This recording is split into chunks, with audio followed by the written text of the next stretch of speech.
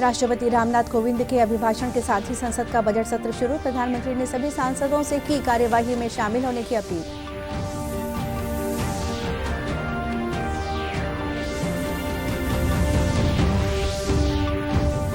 देश में कोरोना से स्वस्थ होने की दर 94.37% पहुंची। 24 घंटे में 2,62,000 मरीज हुए स्वस्थ।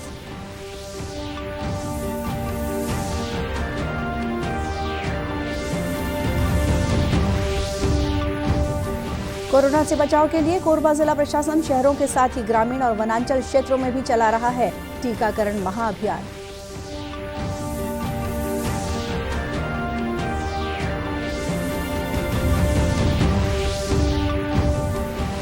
और कोंडागांव पुलिस की अनोखी पहल, विशेष अभियान चलाकर बरामद किए गुम मोबाइल, उनके मालिकों को लौटाए।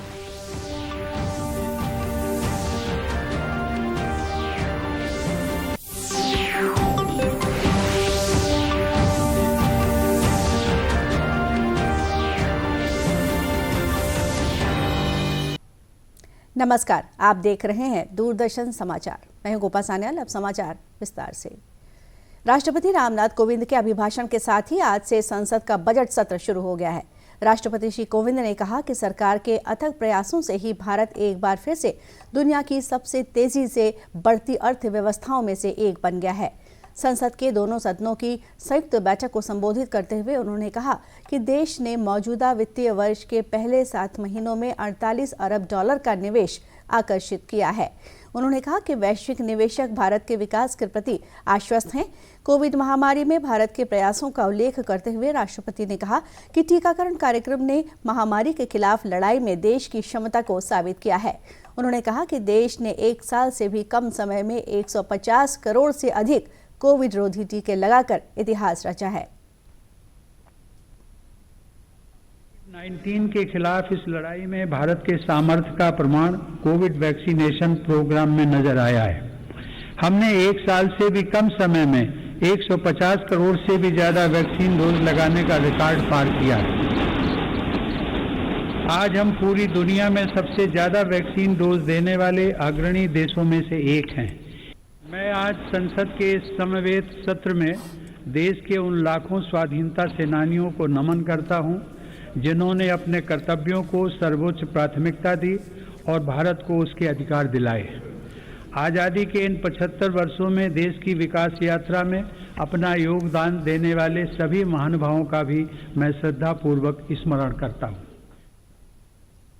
सरकार के अंत्योदय मंत्र को दोहराते हुए श्री कोविंद ने कहा कि सरकार प्रधानमंत्री गरीब कल्याण अन्न योजना के तहत हर महीने गरीबों को मुफ्त राशन दे रही है।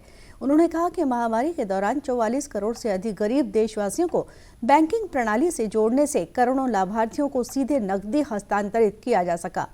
वहीं प्रधानमंत्री नरेंद्र मोदी ने बजट सत्र शुरू होने से पहले कहा कि मौजूदा वैश्विक परिदृश्य में भारत के लिए बहुत सारे अवसर उपलब्ध हैं। प्रधानमंत्री ने कहा कि आर्थिक प्रगति, टीकाकरण की गति और स्वदेशी विकसित टीकों से भारत के प्रति वैश्विक स्तर पर विश्वास पैदा हुआ है। उन्होंने सभी सांसदों से इस बजट सत्र को और अधिक फलदायी बनाने का आग्रह किया ताकि देश की आर्थिक प्रगति के लिए अवसर प्राप्त हों। पूरे वर्ष भर का खाका खींचता है और इसलिए बहुत महत्वपूर्ण होता है। हम पूरी प्रतिबद्धता के साथ इस बजट सत्र को जितना ज्यादा फलदायी बनाएंगे, आने वाला पूरा वर्ष हमें नई आर्थिक ऊंचाइयों पर ले जाने के लिए भी एक बहुत बड़ा अवसर बनेगा। प्रधानमंत्री ने सभी राजनीतिक दलों और संसद सदस्यों से आग्रह किया कि वे सत्र के दौरान सदन की चर्चा में भाग जरूर लें। राष्ट्रव्यापी टीकाकरण अभियान के अंतर्गत अब तक 166 करोड़ 3 लाख से अधिक कोविड रोधी टीके लगाए जा चुके हैं। स्वास्थ्य मंत्रालय ने बताया है कि कल 28,90,000 से अधिक टीके लगाए गए। वहीं स्वस्थ होने की दर 94.37% है। कल 2,62,000 लोग कोरोना संक्रमण से मुक्त हुए। देश में इस समय 18,31,268 कोविड संक्रमितों का उपचार चल रहा है। कल 2,09,000 लोगों में संक्रमण की पुष्टि हुई। दैनिक संक्रमण की दर 15.77% है। बताया गया है कि अब तक 72 करोड़ 89 लाख परीक्षण कराए जा चुके हैं। कल 13,31,000 नमूनों की जांच की गई। इधर छत्तीसगढ़ में कल 25,969 सैंपलों की जांच हुई, जिसमें 2,373 व्यक्ति कोरोना संक्रमित पाए गए हैं। सबसे ज्यादा रायपुर जिले में 374 नए मरीजों की पहचान की गई है, जबकि प्रदेश में औसत पॉजिटिविटी दर 9.14% है। वहीं कोरोना से बचाव के लिए प्रदेश भर में टीकाकरण अभियान चलाया जा रहा है। कोरबा जिला प्रशासन भी इस महाअभियान के तहत शहरी क्षेत्रों के साथ ही ग्रामीण और वनांचल क्षेत्रों में टीकाकरण करवा रहा है। कोरबा कलेक्टर रानू साहू ने बताया कि जिले में इस महाअभियान को सफल बनाने के लिए 448 टीकाकरण टीम बनाए गए हैं।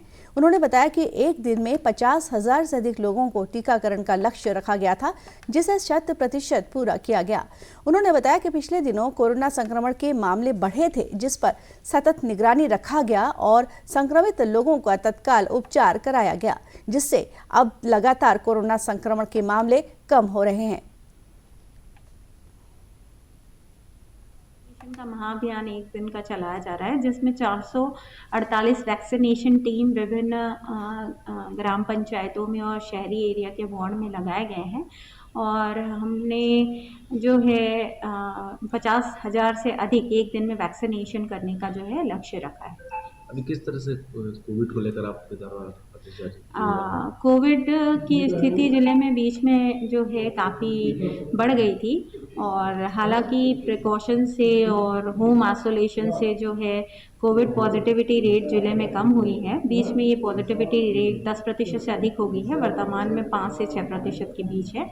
और जो कोविड से जो बचाव है ये सावधानी, सतर्कता एवं प्रिकॉशन से ही संभव है। तो आम जनता से मैं यही अनुरोध करती हूँ कि वो कोविड के SOP का पालन करें, अपनी सुरक्षा का ध्यान स्वयं रखें। वहीं जिला प्रशासन और स्वास्थ्य विभाग के इस महाअभियान का लोगों को काफी लाभ मिल रहा है। टीका लगवाने पहुंचे लोगों ने जिला प्रशासन के इस प्रयास की सराहना करते हुए सभी को टीका लगाकर सुरक्षित रहने की अपील की।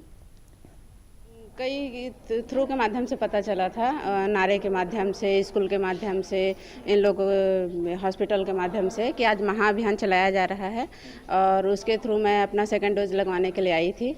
अब इस महाअभियान को सफल बनाने के लिए हम अपना पूर्ण सहयोग दे रहे हैं। अभी जो प्रशासन का महाअभियान वैक्सीनेशन का जो चल रहा है, बहुत ही सुंदर पहल है, और इसी के तहत हर वार्ड में हर कैंप लगा कर वैक्सीनेशन किया जा रहा है। बहुत अच्छी पहल है।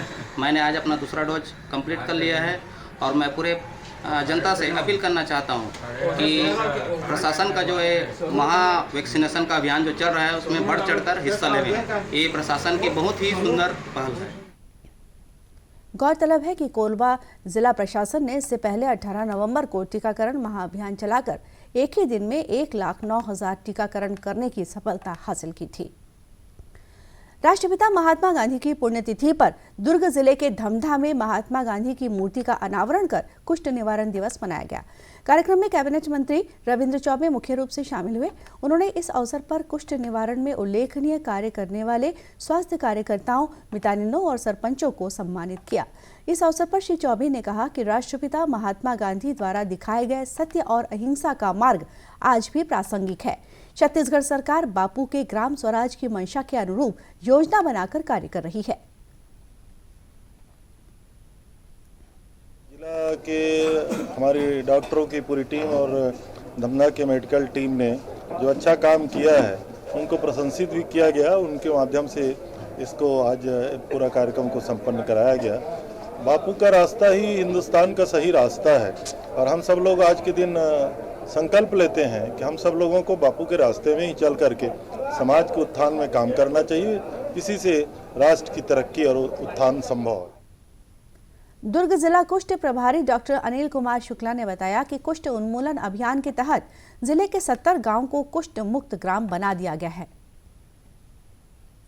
निवारण दिवस मनाते हैं, जन जागरूकता रैली निकालते हैं, और साथ साथ में हमने यहाँ धमधा ब्लॉक में जो भी इस कार्यक्रम को किया, उसका मेन उद्देश्य था, हमारा जो मूर्ति अनावरण हुआ था, जो कि पद्मश्री नेशनल जी थे, उन्होंने हमको अपनी तरफ से ये दिया, और हमने उसका मंत्री जी के माध्यम से अनावरण कराया। और ये प्रेरणा देता रहेगा। हर साल 30 जनवरी को जब भी जन निवारण शिविर मनाया जाएगा, तो यहाँ पे 11 बजे मौन गांधी जी के नाम पे रख करके और हम जन जागरूकता रैली निकाल के घर घर में सर्वे करा रहे हैं। और इसी के तहत अभी तक हम लोगों ने जो पीओडी कैंप कराया है, 18 पीओडी कैंप पूरे ज़िले में कराया है। आज हम ये कह सकते हैं 30 जनवरी 2022 को कि इस अनावरण दिवस में 170 गांव हमने कुष्ठ मुक्त कर लिए हैं अपने दुर्ग जिले में, और ये बहुत बड़ी उपलब्धि है। इस दौरान कुष्ठ के प्रति लोगों को जागरूक करने के लिए जन जागरूकता रैली भी निकाली गई। रैली में स्वास्थ्य कार्यकर्ताओं के अलावा मितानिनों ने भी बढ़ चढ़कर हिस्सा लिया। वहीं इस अवसर पर कुष्ठ जागरूकता रथ भी रवाना किया गया। कोंडागांव पुलिस ने गुम मोबाइल की खोज के संबंध में विशेष अभियान चलाकर बड़ी संख्या में गुम मोबाइल अलग अलग जगह से बरामद किया है, जिन्हें विशेष कार्यक्रम आयोजित कर मोबाइल मालिकों को वापस किया गया। जिले के पुलिस अधीक्षक दिव्यांग पटेल ने बताया कि पुलिस द्वारा गुम मोबाइल की खोज के संबंध में विशेष अभियान चलाकर 60 नग गुम मोबाइल कांकेर, जगदलपुर और कोंडागांव के अलग अलग जगह से बरामद किया गया, जिसकी कीमत लगभग 7 लाख रुपए है। विशेष अभियान चलाकर अलग अलग प्रार्थियों के द्वारा दर्ज रिपोर्ट के अनुसार करीब 60 गुम मोबाइल को रिकवर किया गया है, जिसकी कीमत करीब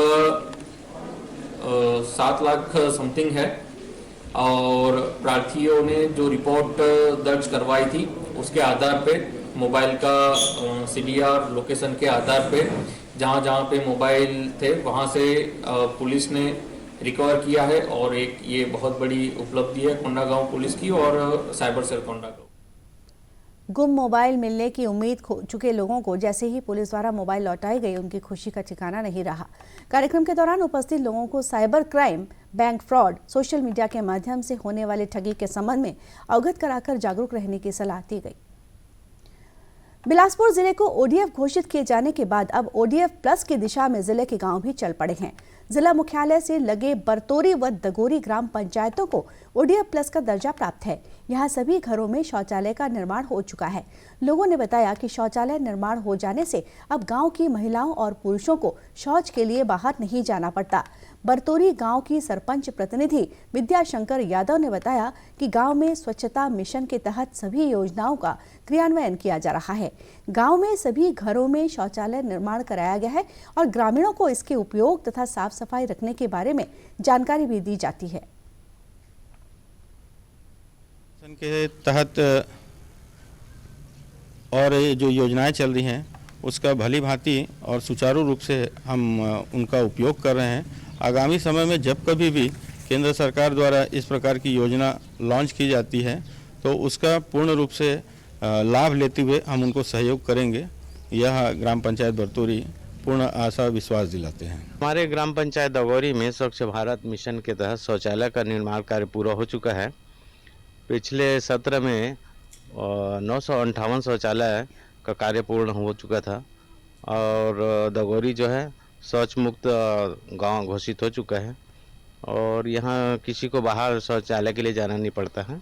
गांव में सबके यहाँ सुविधा बन चुका है। साथ में साफ सफाई का भी हम लोग ध्यान देते हैं। साथ ही स्वच्छता का ध्यान रखते हुए महिला स्व सहायता समूह के माध्यम से घरों से कचरा उठाने और गीले तथा सूखे कचरे को अलग अलग कर व्यवस्थित करने की व्यवस्था भी की गई है। दर्शकों, दूरदर्शन केंद्र रायपुर से प्रसारित होने वाले प्रादेशिक समाचार को आप YouTube पर भी देख सकते हैं। हमारे YouTube channel Chhattisgarh DD news पर प्रादेशिक समाचार उपलब्ध रहेगा। YouTube चैनल का लिंक और QR कोड आप स्क्रीन पर देख सकते हैं। अपने एंड्रॉइड फोन से QR कोड स्कैन कर आप छत्तीसगढ़ DD न्यूज लिंक पर जा सकते हैं। इसके अलावा छत्तीसगढ़ DD न्यूज फेसबुक और ट्विटर पर भी उपलब्ध है। और इसी के साथ ये समाचार बुलेटिन यहीं समाप्त हुआ। नमस्कार।